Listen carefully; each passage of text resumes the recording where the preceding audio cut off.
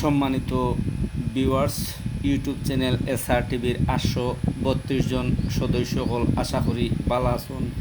আমি আছি মৌলভীবাজার জেলা বড়লেখা থানা 2 নং দাসের বাজার ইউনিয়নের বৃহত্তর সুরিখান্দি বাদজঙ্গল গ্রামে। অনেক জায়গা সকালবেলা উঠিয়া আটিয়া চক্কর মারিয়া ঘুরিয়া দেখিয়া আইলাম যে পানির অবস্থাটা কী অবস্থায় আছে, ওই আপনারা তোরা খবর জানাই। তো দেখলাম অনেক জায়গা পানিটা 2 দিন মেঘ না দেওয়ার কারণে একদিন পানিটা বাড়ছে, আর এই 2 দিনে পানির গতিবেগটা একটু দেখা যার কমছে। রৈদ একদিন দেখা গেছে।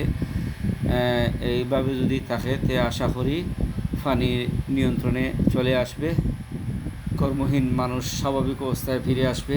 বাড়িঘর থেকে যদি পানি নামে তাহলে মানুষে বাড়িঘরে অবস্থান করতে পারবা। আর অনেক জায়গাত সবজি বাগান পানির নিচে চলে গেছে, অনেক জায়গাত রাস্তাঘাট থেকে একটু একটু পানিটা নামের। এভাবে যদি আয়তে মানুষের চলাচলের উপযোগী হবে। অনেক জায়গায় রাস্তাঘাট বন্ধ থাকার কারণে স্কুল কলেজ মাদ্রাসা অনেকগুলা বন্ধ রয়েছে।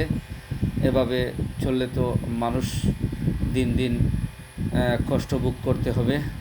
ও নিয়ন্ত্রণ আরিয়া একটা মসজিদের ফুরকির দেখে এখন ঠেলা আর গাড়ি পড়ে গেছে গিয়া। ও সকালবেলা এই দৃশ্যটা চোখে পড়লো হিসাবে আপনারা দেখাইলাম।